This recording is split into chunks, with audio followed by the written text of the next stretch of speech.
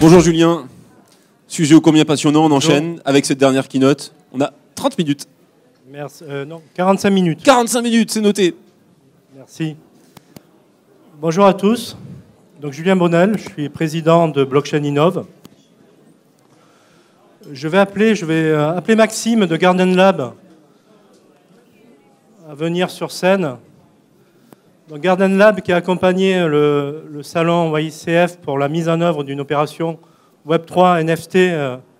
Donc premier salon professionnel à avoir mis en place une opération Web3 NFT avec une distribution de NFT à tous les visiteurs. Donc j'espère que vous avez tous pris possession de votre NFT, qui a mis en place aussi une action une expérience autour de l'utilisation de ce NFT, notamment sur les 2 jours professionnels. Je te donnerai la parole tout à l'heure pour nous rappeler ça. Donc déjà, bravo à Maxime, bravo à Garden Lab et bravo au salon pour avoir fait cette expérience. Premier salon professionnel à le faire. Déjà, je remercie aussi ceux qui étaient venus ce matin à la conférence aurait dû se tenir à 10h30 ce matin.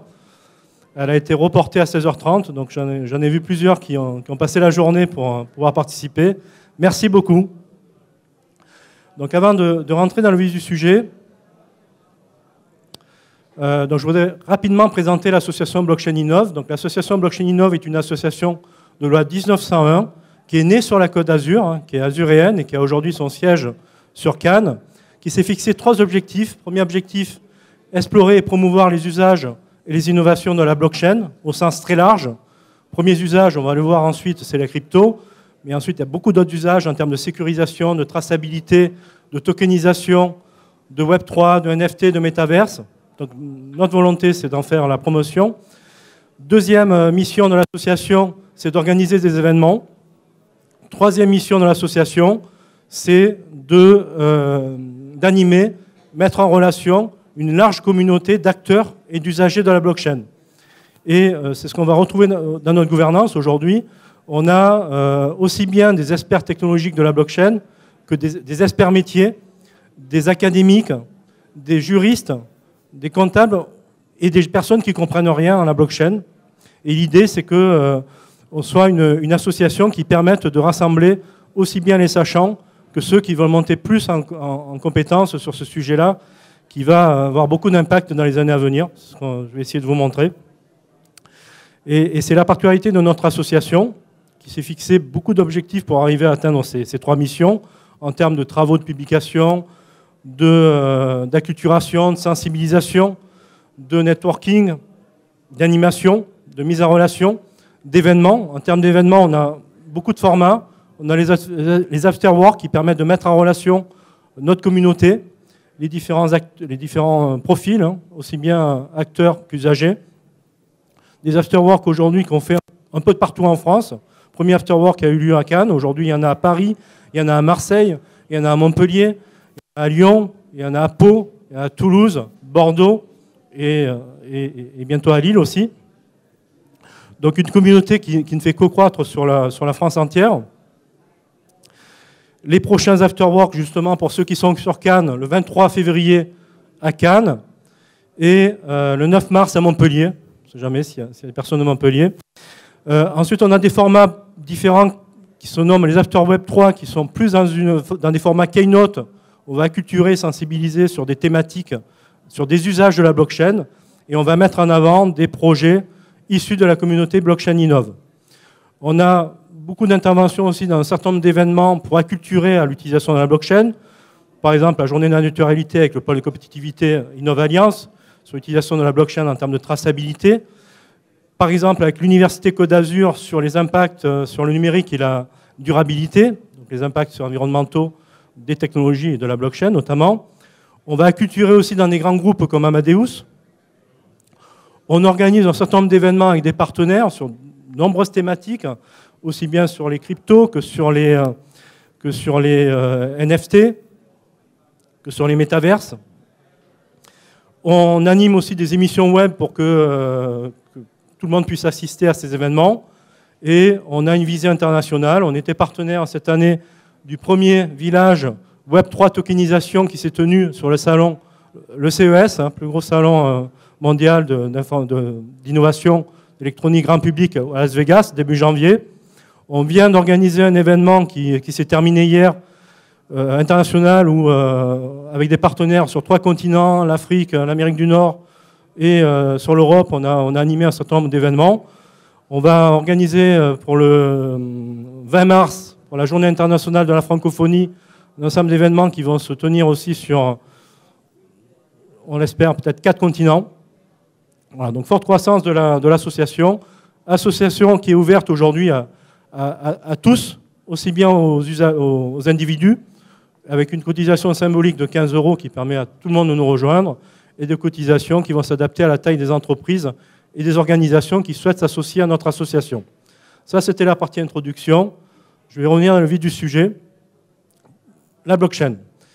Avant de parler des vecteurs de croissance de la blockchain, je me suis dit que dans la salle, il y aurait certainement un certain nombre de personnes qui n'étaient pas familiers avec la blockchain.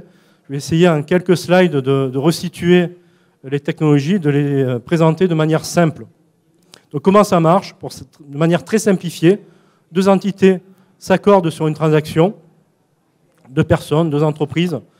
Une fois que la transaction est lancée, cette transaction va être enregistrée de manière, par du code informatique qu'on nomme le consensus, qui va les crypter, qui va l'enregistrer, de manière immuable dans un bloc qui va être dupliqué sur n nœuds, n machines.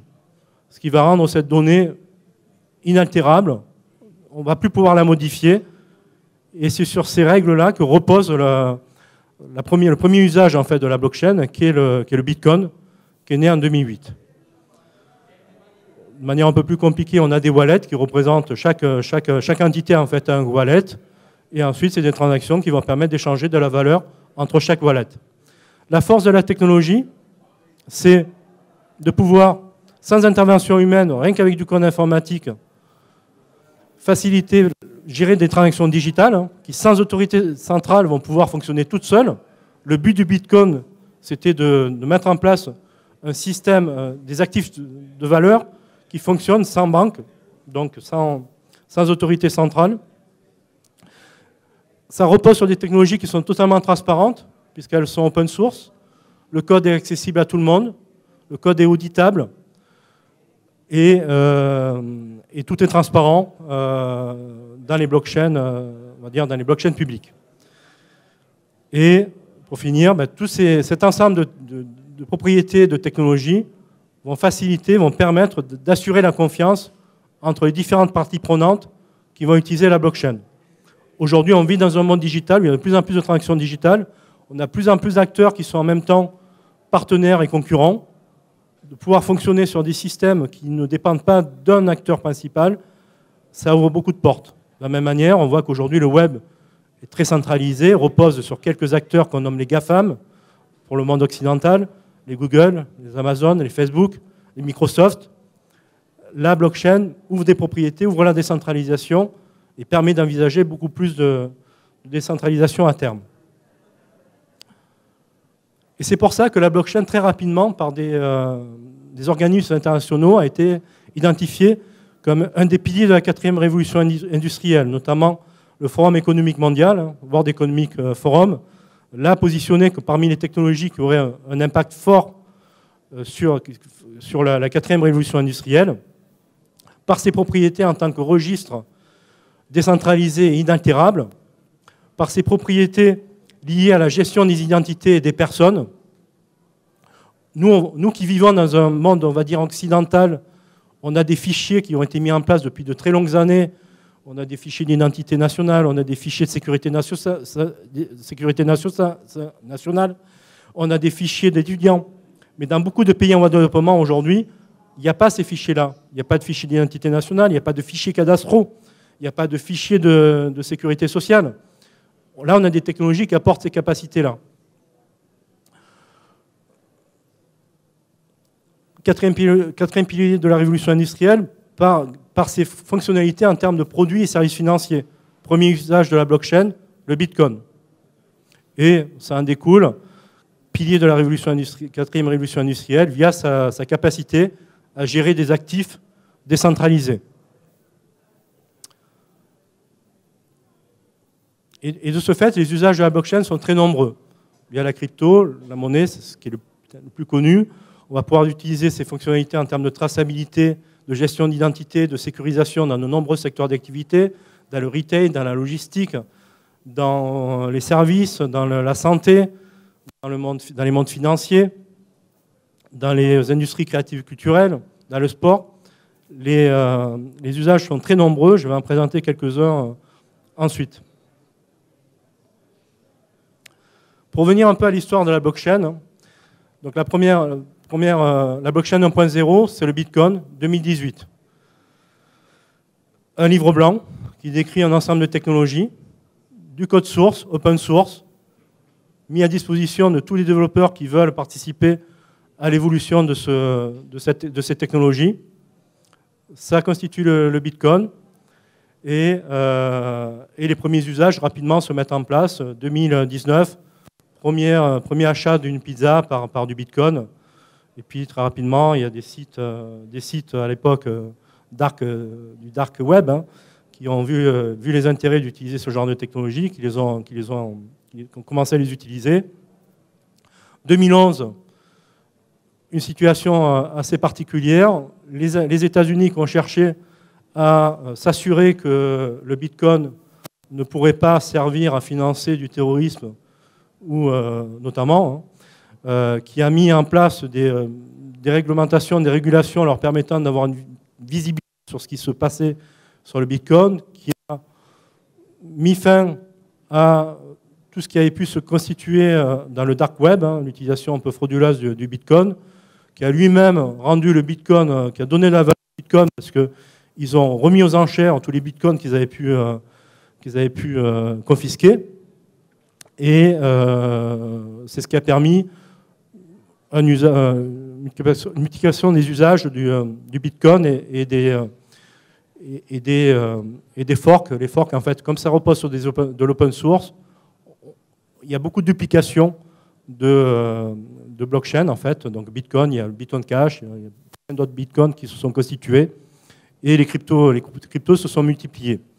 Donc ça, c'est la blockchain 1.0.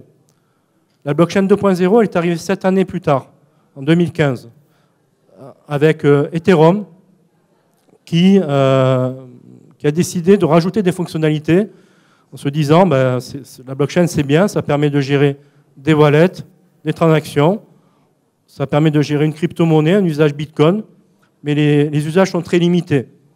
Si on pouvait exécuter du code informatique dans la blockchain, ça permettrait de rajouter beaucoup de fonctionnalités. Et donc sur Ethereum, ils ont rajouté une machine virtuelle, comme un compilateur sur un ordinateur, qui permet d'aller injecter du code logiciel et faire en sorte que ce code logiciel soit chargé dans la blockchain, dupliqué sur tous les nœuds de la blockchain, et puisse fonctionner tout seul dans la blockchain.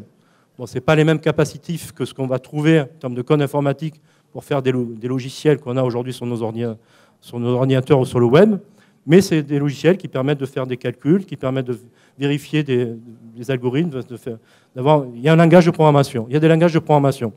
Et cette fonctionnalité-là a ouvert la capacité à faire de la tokenisation, des jetons, et à créer des nouveaux actifs sur la blockchain, à créer des applications décentralisées.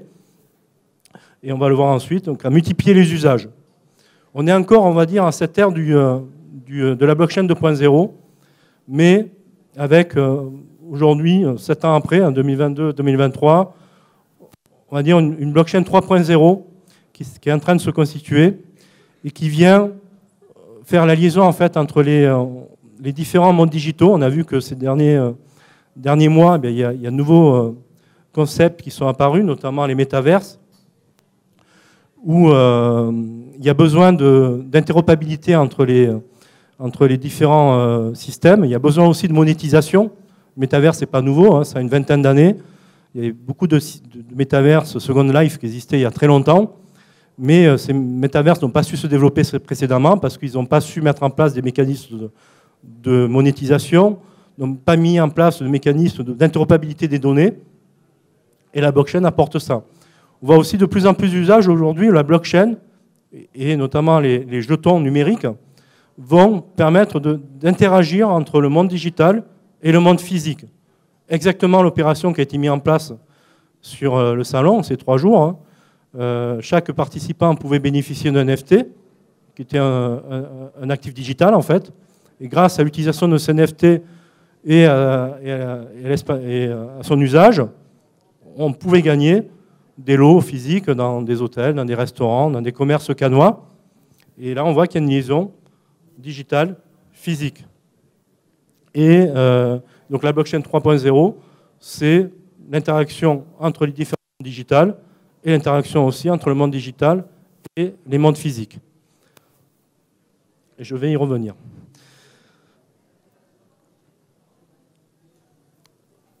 Point important, en revenant sur cette histoire-là, c'est que la force de la blockchain, hein, c'est cette capacité à gérer des actifs. On voit que ces derniers temps, on parle beaucoup d'intelligence artificielle, on parle beaucoup de chat GPT. Ça reste on va dire, des éléments qui permettent font de belles choses, mais qui ne permettent pas de gérer d'actifs. La blockchain, aujourd'hui, permet de gérer des actifs. Il y a différents types d'actifs. Des actifs qui permettent de gérer de la réserve, des échanges de valeurs, le Bitcoin, et beaucoup de cryptos qui se sont constitués sur les mêmes modèles. Il y a des actifs en termes d'infrastructure. Ethereum, ils ont créé toute une infrastructure qui permet de créer des logiciels décentralisés, qui permet de créer des nouvelles applications totalement décentralisées. Ça, c'est un actif aussi. Et cet actif, cette infrastructure, elle va permettre de gérer des jetons utilitaires qui vont pouvoir avoir des usages, va permettre de gérer des jetons stablecoin qui sont assez intéressants puisque c'est des actifs en fait avec de la valeur qui vont être indexés sur des actifs on va dire traditionnels, soit des monnaies fiat sur le dollar, sur l'euro, mais aussi sur l'or, et les NFT qui vont permettre qui sont des jetons aussi, qui vont pouvoir avoir des interactions avec le monde physique et le monde digital.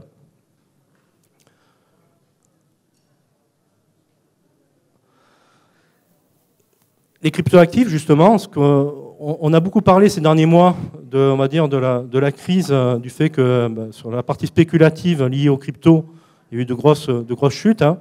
Il y a eu quelques scandales qui ont été mis en avant l'année dernière, Luna, FTX.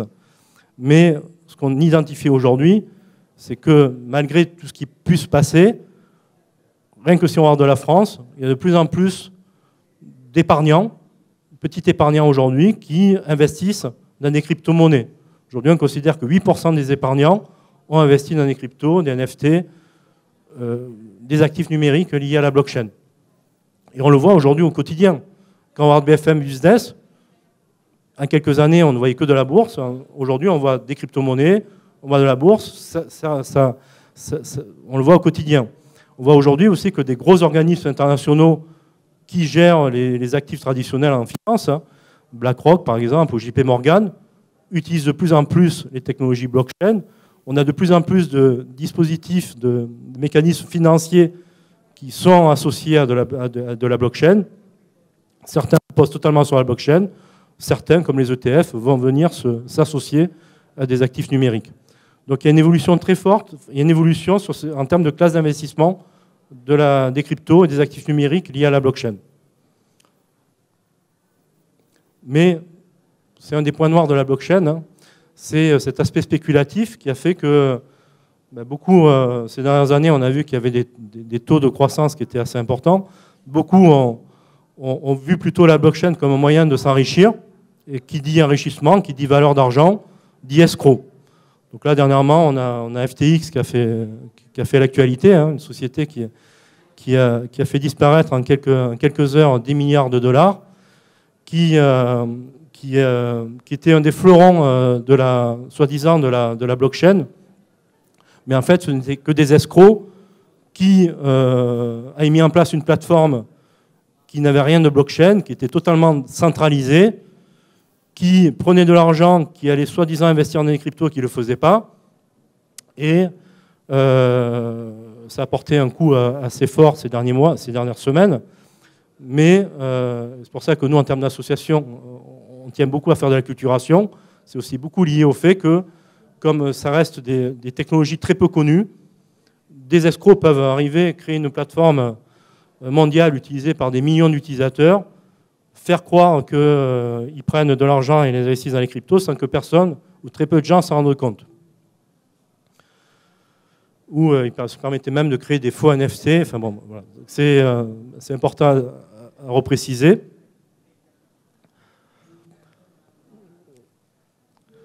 J'ai un slide qui a disparu. Je parlais à la régie, mais c'est pas. J'ai un slide, je le partagerai, qui apparemment qui a eu un souci, qui montrait que ces derniers mois, malgré le fait qu'il y a eu une petite crise sur la partie crypto, on a une croissance exponentielle du nombre de cryptos, de wallets ces derniers mois. Hein, ça ne fait que grandir. Et surtout, on a des usages exponentiels dans les pays en voie de développement. On prend le Brésil, on prend l'Inde, on prend l'Afrique du Sud. On a des usages qui se multiplient au niveau international. Aujourd'hui, on est en train de forte croissance en termes d'usage des blockchains et du Web3. Donc pour venir au Web3, donc le Web3 repose sur l'infrastructure blockchain. Il va utiliser notamment, principalement des jetons, et notamment les NFT, donc ces jetons non fongibles qui sont immuables, qui vont permettre d'associer un certificat d'authenticité à un actif digital ou à un actif physique, et donc de pouvoir le vendre, l'échanger, et de pouvoir totalement gérer de la propriété d'un bien virtuel ou physique via une infrastructure blockchain. Et on en parle beaucoup ces derniers mois aussi, le métaverse, ce n'est pas que de la blockchain, mais aujourd'hui le métaverse, pour pouvoir croître, le métaverse c'est principalement de la 2D, de la 4D, du monde, de la réalité augmentée, de la réalité virtuelle, mais qui utilise de plus en plus de la blockchain pour se monétiser et surtout pour transporter, rendre interopérables des biens sur les métaverses et sur le physique.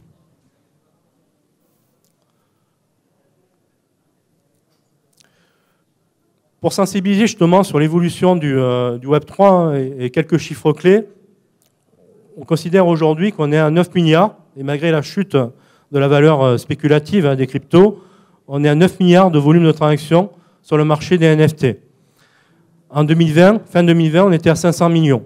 Donc on voit qu'on a eu une croissance exponentielle ces 2 dernières années, malgré la situation du secteur. Aujourd'hui, on considère qu'il y a à peu près 450 millions de personnes privées qui ont une wallet, qui utilisent une wallet. Il n'y en avait que 106 millions en février 2021. Donc x4 en 2 ans. On considère qu'on est à 1,2 trillion de capitalisation du marché des cryptoactifs, contre 700 milliards en janvier 2021. En 2 ans, les chiffres ont explosé. On voit des usages dans des tokens, comme les NFT. Bon, par exemple, le NFT The Merge, qui a permis à une œuvre d'art d'être multipliée par X milliers, en fait, X parcelles. Hein. Une même œuvre, en fait, elle a été divisée en 28 983 sous-œuvres pour une valeur de 91,8 millions d'euros fin 2021. Voilà. Ça, dans le marché de l'art traditionnel, ça n'existe pas. Donc, même si on voit que le marché des NFT est totalement en berne, on voit des transactions qui sont quand même assez spéciales. On voit aujourd'hui qu'on a 3,2 milliards de dollars de volume de transactions NFT qui étaient encore échangés en avril 2022 sur la plateforme OpenSea, malgré le fait qu'on était déjà dans une situation compliquée. Et sur les métaverses, on parle beaucoup des métaverses qui ne marchent pas. Hein. C'est vrai qu'il y a des métaverses qui sont vides. On voit que même des géants de la tech n'arrivent pas à lancer leur métaverse. Il y a des métaverses comme Roblox, qui sont un peu tournés, orientés jeux, mais qui aujourd'hui ont à peu près 54 millions d'utilisateurs tous les jours, qui sont connectés à la plateforme. Donc c'est des chiffres quand même qui montrent qu'on est sur voilà, c'est assez important.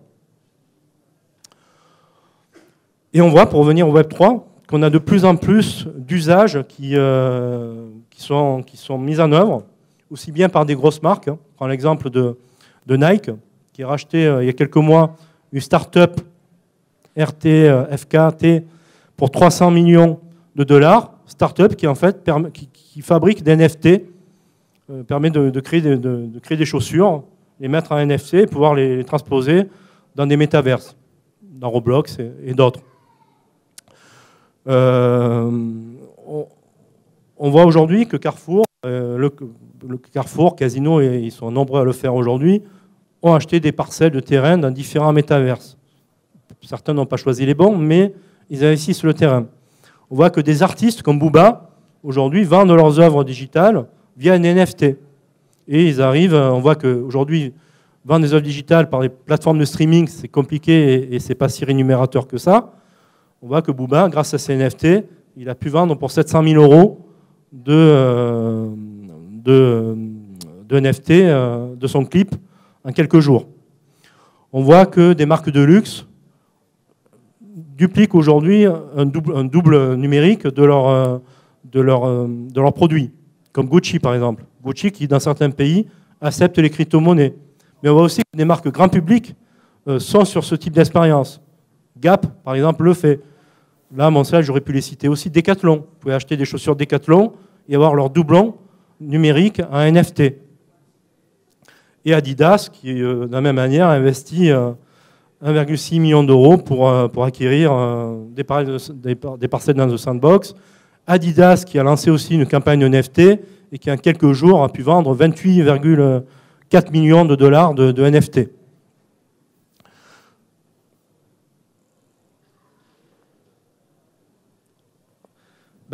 Je vais peut-être laisser la parole quelques secondes, enfin quelques minutes même à Maxime sur la partie NFT pour nous faire un rapide résumé de l'expérience qui a pu être mise en œuvre dans le cadre du salon.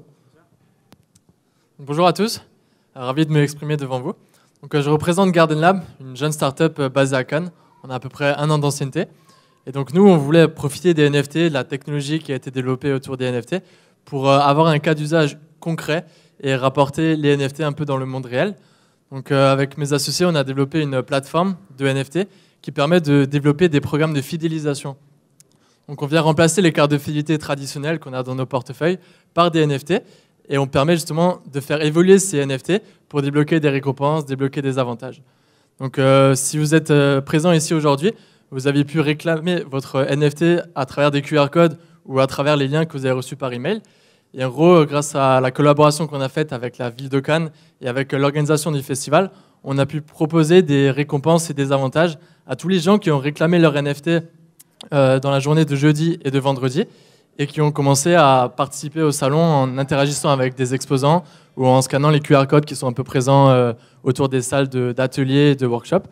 Et donc, une fois que les gens participaient à cette expérience et scannaient des QR codes, donc vraiment s'engageaient dans la vie du salon et interagissaient avec les exposants, ils pouvaient débloquer des récompenses, comme des invitations dans des restaurants de la ville de Cannes, comme des accès à des conférences auxquelles ils n'ont normalement pas le droit avec leur badge. Et donc vraiment, on engageait les visiteurs et on les incitait à participer le plus possible à la vie du salon. Et donc on propose le produit aussi à d'autres entités, d'autres marques, d'autres commerces, pour justement essayer d'innover, remplacer les cartes de fidélité physiques qu'on possède à l'heure actuelle dans nos portefeuilles par des NFT et rendre les NFT utiles et accessibles pour tous. Donc même pas besoin de connaissances en crypto, on n'a pas besoin de savoir comment fonctionne la blockchain. Avec une simple adresse email et une carte bancaire, on peut facilement récupérer un NFT et l'utiliser dans la vie de tous les jours pour débloquer des récompenses et prendre part à la vie d'une marque ou à la vie d'un commerce. Ouais, j'ai fait le tour. Si vous avez d'autres questions, je reste disponible. Merci. Merci Maxime. Et bravo au salon qui a porté aussi cette opération, qui s'est impliqué. Et bravo aussi à la municipalité de Cannes qui s'est impliquée pour associer des commerçants et associer des acteurs cannois dans cette opération. Je vais maintenant aller un peu plus vers des usages un peu plus classiques de la blockchain pour montrer que la blockchain, ce n'est pas que de la crypto, c'est pas que des opérations de luxe, c'est pas que des opérations bling-bling, et qu'on a des usages qui sortent un peu du cadre. Quelques exemples d'usages qui peuvent être intéressants, entre guillemets, à usage positif. Aujourd'hui, la traçabilité, notamment dans la traçabilité de la chaîne alimentaire. On a vu que ces derniers mois, on a encore eu des scandales, sans les nommer, les pizzas Buitoni. On voit qu'aujourd'hui, on a des risques sanitaires qui se multiplient, qu'on a énormément de rappels de produits. On voit qu'on a des scandales à répétition. Pourtant, des entreprises qui ont pignon sur rue, qui avaient tous les contrôles qualité nécessaires. On voit qu'on a de plus en plus au niveau mondial de fraude sur la nourriture, sur les produits cosmétiques, qui mettent en danger notre santé, hein, et qu'il y a un vrai sujet. Et là, aujourd'hui, la blockchain, hein, associée à d'autres dispositifs, parce que c'est comme Buitoni. Hein. Buitoni, je pense qu'il y a énormément de contrôle qualité qui étaient mis en œuvre. La blockchain va permettre, associée à d'autres dispositifs, de pouvoir avoir une traçabilité complète de la chaîne alimentaire et de démontrer qu'il n'y a pas eu de rupture, qu'on est vraiment sur qu'il n'y a pas eu de rupture du froid, par exemple, qu'on est sur des produits de qualité authentiques, de certifier les produits et de rendre l'information accessible à tous les acteurs, aussi bien professionnels que les individus. Et pour arriver à une chaîne de produits beaucoup mieux tracée, avec des process beaucoup plus de qualité et une confiance plus large, et nous, consommateurs, pouvant, on va dire, manger plus tranquillement sans trop s'inquiéter. C'est un des exemples. L'autre exemple, c'est l'économie circulaire. On voit très bien que la blockchain, une fois qu'on associe un objet physique avec un double numérique, qui peut être un NFT, mais aussi d'autres jetons, ce jeton va permettre de tracer toute la vie du produit. Donc c'est assez significatif sur la chaîne alimentaire. Mais aujourd'hui, on voit qu'on sort d'une période où on était en hyper-consommation et qu'on est dans une volonté d'aller de plus en plus dans de l'économie circulaire. Et aussi bien sur les produits de, on va dire, grand public que sur les produits de luxe. On voit que même de plus en plus de marques de luxe aujourd'hui soutiennent l'économie circulaire. Donc la blockchain va permettre d'avoir une traçabilité des produits, de tous les événements qui auront pu se tenir dans la vie du produit, et faciliter l'authenticité de ces produits, enfin faciliter le suivi de l'authenticité de ces produits, la vie de ces produits et les échanges de ces produits entre les différents acteurs de la chaîne. Et on voit que de plus en plus d'acteurs s'intéressent à ce sujet-là, notamment les marques de luxe qui sont obligées de suivre cette politique-là pour accompagner cette économie circulaire. Un autre exemple que je trouve assez intéressant, qui est l'application IOP, en fait, hein, qui est une application qui a été lancée dès 2019, qui est partie du principe qu'en 2019, enfin, du constat que 16 470 hommes, 125 840 femmes ont été victimes de violences conjugales. L'équipe IOP est partie du principe du constat qu'en 2019, en France, 27 hommes, 146 femmes ont été tués par leurs conjoints. IOP est partie du constat aussi qu'en 2018, il y avait eu plus de 19% de plaintes pour viol, et pourtant, il y a eu moins 40% de condamnations. En analysant plus les chiffres, IOP a constaté que sur 1000 victimes de viol, il n'y en a qu'une centaine qui osent porter plainte. On verra que peut-être qu'il n'y en a qu'une centaine, parce que c'est tellement difficile d'aller au bout que très peu osent porter plainte. Sur ces 100 plaintes, IOP a constaté que 73 plaintes étaient classées sans suite immédiatement par manque de preuves. IOP a constaté aussi que 10 plaintes étaient classées sans suite après une enquête préliminaire qui mettait en avant qu'il n'y avait pas assez de preuves. IOP a mis en avant que 16 plaintes étaient requalifiées en délit mineur par manque de preuves. Et à l'arrivée, une seule condamnation. Donc on estime que sur 1000 victimes de viol, il y a une seule condamnation. On voit aussi que par manque de preuves, faute de preuves, 90% des plaintes pour harcèlement au travail, agression sexuelle sont classées sans suite. Par manque de preuves, on voit que 70% des personnes victimes de féminicide avaient précédemment porté plainte qui n'avaient pas pu aboutir par manque de preuves. On se rend compte que 80% des violences conjugales aujourd'hui sont classées sans suite par manque de preuves. Et donc c'est ce constat-là qui a fait que IOP a été créé. IOP, c'est une application qui permet, via un smartphone, de capturer des preuves et de traiter de manière intelligente ces preuves pour les insérer dans la blockchain. Blockchain qui va pouvoir démontrer que ces preuves n'auront pas pu être modifiées, altérées, trafiquées. Et lorsque les victimes, parce qu'on voit qu'on est sur des violences qui peuvent aujourd'hui prendre du temps aussi les victimes prennent du temps des fois pour porter plainte. Une fois que les victimes le souhaitent, ces preuves vont pouvoir être transmises à la chaîne pénale et grâce à la technologie blockchain, recevables. Et ça permet, sans aucune intermédiation humaine, et ça va permettre aux victimes d'apporter la preuve de ce qui leur est arrivé. Ça, c'est une application concrète qui a été lancée en plein Covid, qui est accessible sur l'Apple Store, sur la Google Pay, qui est soutenue par un certain nombre de mécènes, Kering, L'Oréal, WeCare, la Banque européenne d'investissement,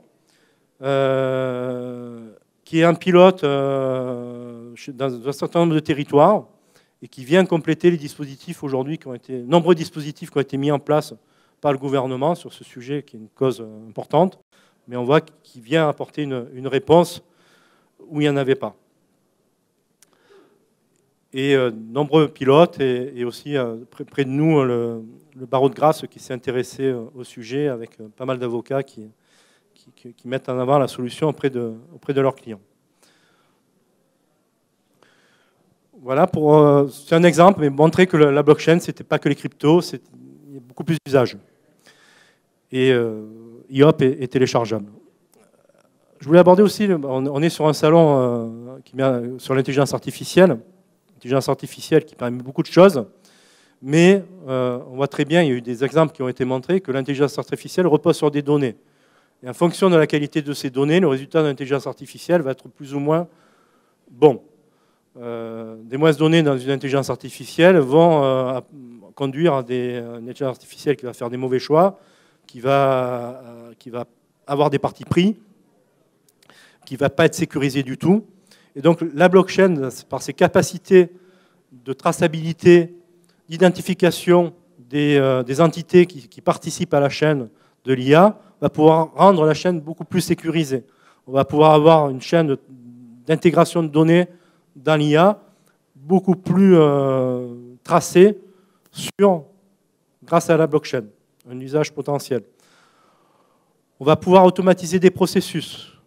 La blockchain, notamment grâce à ses fonctionnalités de contrat intelligent, va pouvoir, en fonction des transactions qu'elle va identifier, mettre en place des mécanismes d'automatisation, de facturation et autres.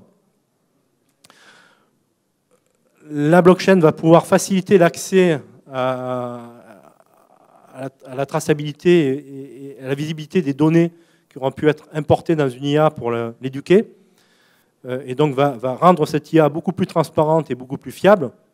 Aujourd'hui, qui sait, personne, je pense, même ChatGPT, ça repose quand même sur l'open source, mais je crois que personne aujourd'hui s'est vraiment posé la question d'où les données venaient.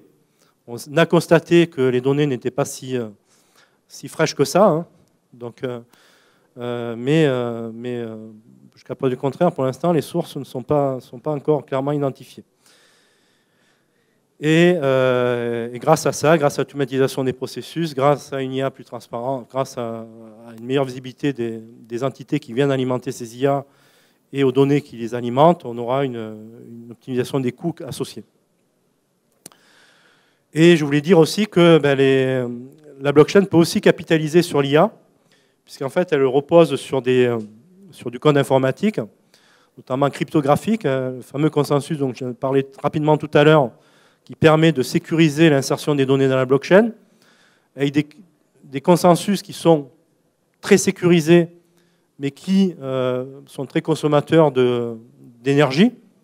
Et donc on voit qu'aujourd'hui, le Bitcoin peut être très critiqué sur la consommation d'énergie par rapport à ces consensus, à ces éléments cryptographiques qui sont mis en œuvre, mais qui sont nécessaires pour sécuriser des actifs de valeur.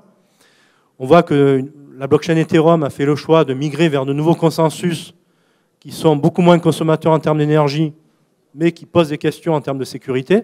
Il y a toujours un rapport qualité-prix entre le niveau de sécurité et la consommation des éléments cryptographiques qui vont sécuriser. Et donc l'IA peut aider à choisir le bon consensus en fonction du type de données, en fonction de la typologie des données, en fonction de l'activité. Il y a certaines blockchains qui ont commencé à implémenter l'IA pour améliorer les consensus. Ça permet de détecter des fraudes de manière automatisée et ça peut faciliter l'analyse des comportements. La blockchain aujourd'hui est totalement traçable. On a beaucoup parlé de dark web, mais dans les faits, il n'y a pas de monnaie plus traçable que la blockchain. On n'aurait jamais pu avoir les scandales qu'on a pu avoir ces derniers temps en Europe avec des valises de cash qui passaient entre les pays, entre le Qatar et l'Europe, avec des monnaies type crypto, parce que tout est traçable. Après, la difficulté, plus on a de volume, c'est de détecter les fraudes, et l'IA peut faciliter les choses. Et c'est certain, je pense que les Américains, qui depuis 2011 suivent très bien tout ce qui peut se passer sur ces crypto-monnaies, je suis persuadé qu'ils ont déjà mis en place des mécanismes d'IA qui leur permettent de détecter des transactions qui les dérangent. Il n'y a pas longtemps, il y a Tornado, qui est un protocole qui a été mis en place parce que pour faciliter les dons en crypto vers l'Ukraine. Il y a des développeurs logiciels qui se sont dit si tout est visible, ça peut être dangereux et les Russes, il peut y avoir une guerre. Et donc on a décidé de mettre en place un mécanisme qui achetait des transactions et qui trafiquait les données. Il n'a pas fallu très longtemps pour que les Américains détectent qui étaient les développeurs qui avaient fait ça, pour qu'ils aillent les chercher et qu'ils les mettent en prison. Donc voilà, l'IA est déjà utilisée, mais on pourrait multiplier ses usages. J'arrive au bout de ma conférence qui se voulait assez large pour montrer place aux questions. Est-ce qu'il y a des questions dans la salle ?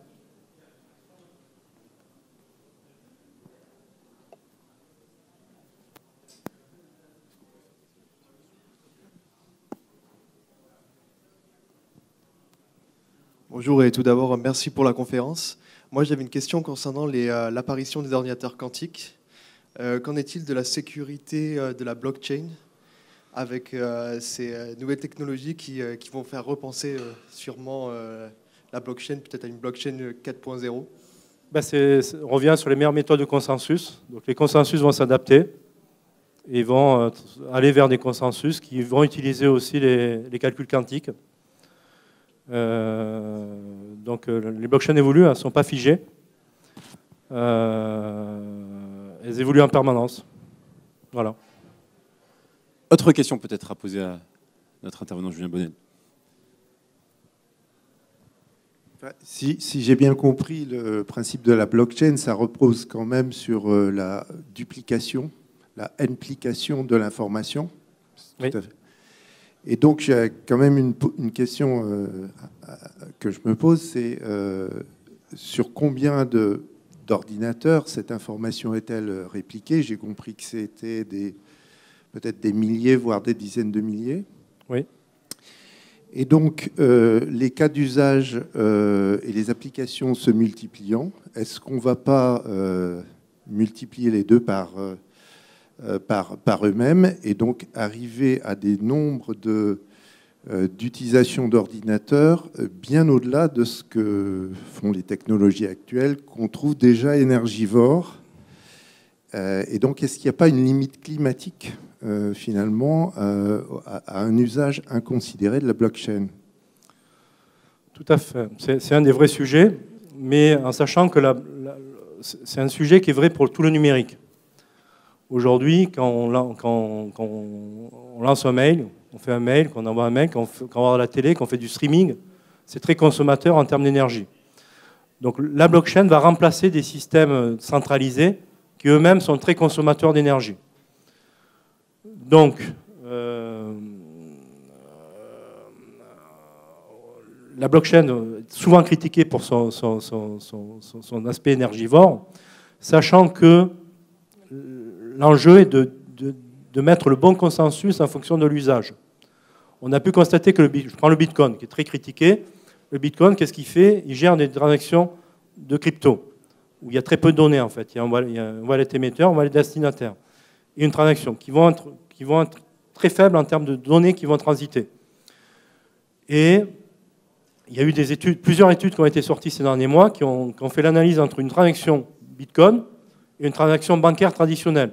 Quand vous payez avec une carte bleue, vous mettez la carte bleue dans un terminal de paiement. Ce terminal de paiement, il va appeler un acquéreur, qui va lui-même faire appel à un serveur bancaire, qui lui-même va rappeler un autre serveur bancaire.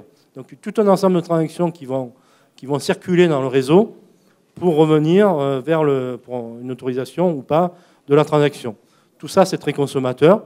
Et on a constaté que le Bitcoin, dans son mode de fonctionnement, n'était pas plus consommateur que ce réseau financier.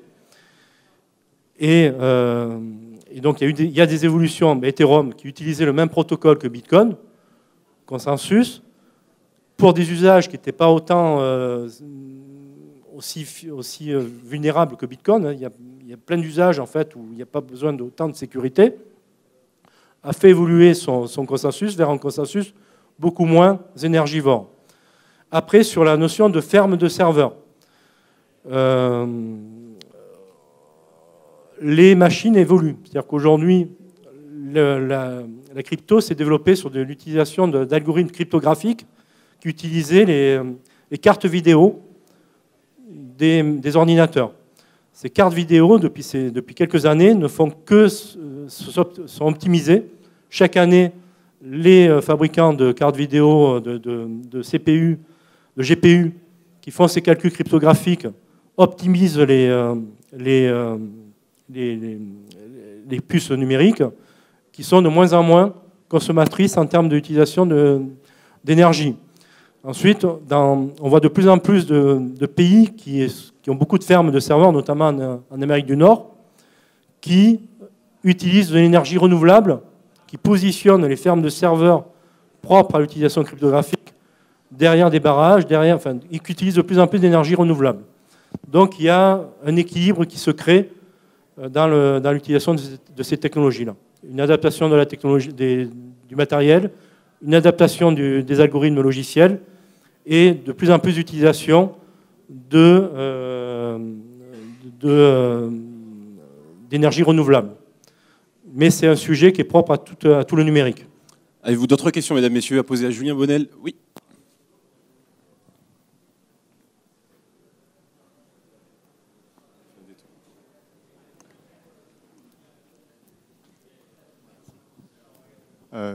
Oui, juste pour rebondir sur le côté énergétique, certes, les composants et les cartes graphiques augmentent en puissance, mais en augmentant en puissance, il va falloir augmenter le niveau de sécurité, et donc ça va aller de pair. Donc on ne peut pas vraiment compter sur cet apport-là pour faire baisser la facture énergétique du système, vu qu'il va être plus gourmand en énergie pour faire des opérations plus complexes pour maintenir le niveau de sécurité.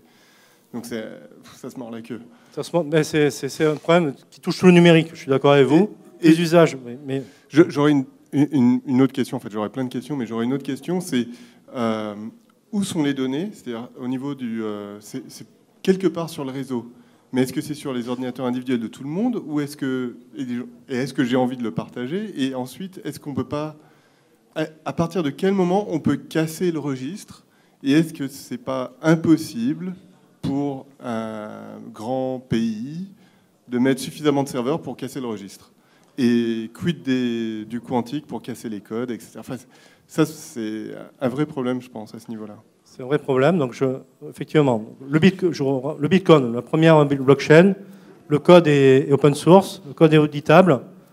Il y a un réseau assez large. Aujourd'hui, personne n'a réussi c'est sécurisé à 200%.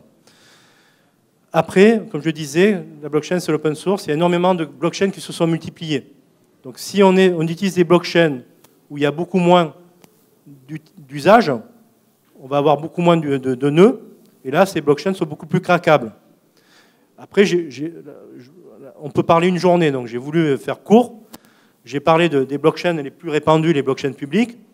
Dans la vraie vie, il y a des usages dans certains métiers comme la banque, par exemple, ou les assurances, où on est soumis à de la conformité, à de la réglementation.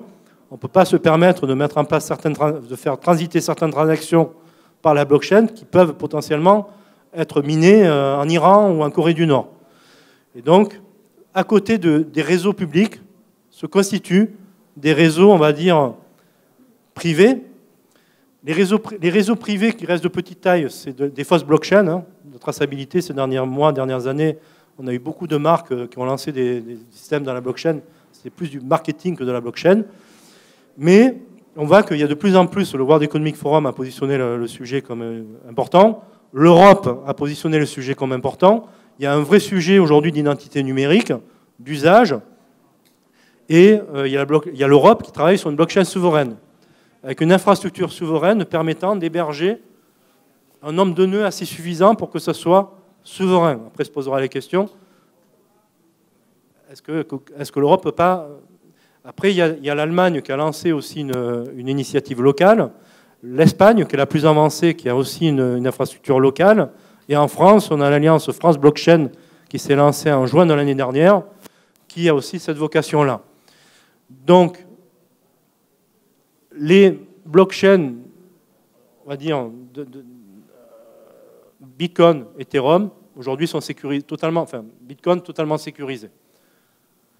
Ethereum, il y a plus de risques avec les nouveaux protocoles, les nouveaux consensus, et beaucoup d'autres blockchains, on a vu, étaient avec des prises de risques. Donc, il faut faire attention. D'ailleurs, je parlais d'escrocs, mais aujourd'hui, il y a beaucoup de blockchains. Il faut faire attention au type de blockchain qu'on utilise. Julien Bonnel, merci pour cette keynote intitulée « La blockchain et le Web3, vecteur de confiance et de croissance ». Vous pouvez applaudir. Julien Bonnel, président de Blockchain Innov. Merci infiniment.